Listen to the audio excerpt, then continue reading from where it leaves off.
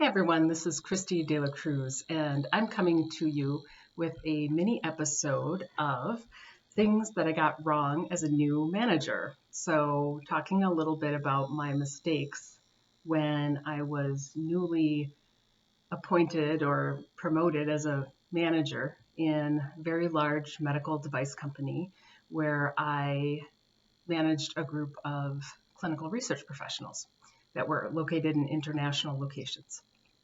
So, one of the things that I often did was to communicate with my employees. And so I would have one on ones, typically once a week, sometimes every other week, with employees to check in with them, see how things were going, and just to monitor any issues or problems.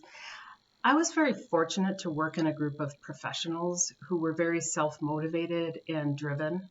So I really didn't feel it was my role to tell them what to do. And I still stand by that.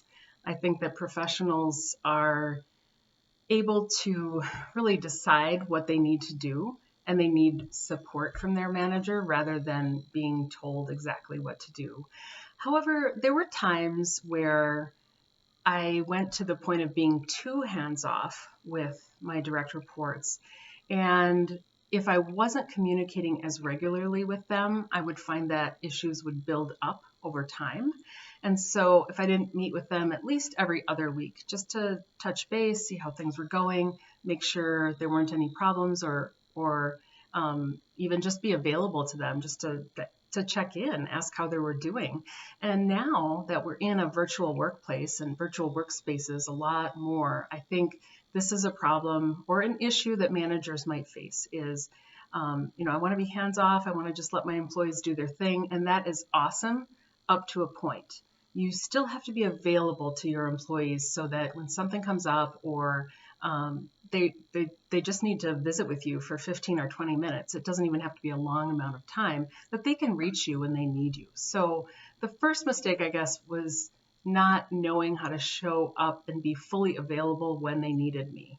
And so there's a lot of ways to do that, and I'll go into that perhaps in future videos, but I just wanted to say that that was one of the mistakes that I had to learn to really navigate that balance between being, I hate micromanagers. I really hate micromanagers. So meeting too frequently, but then also just realizing I needed to be available when they needed me. And so that could vary from person to person. So that's the first one.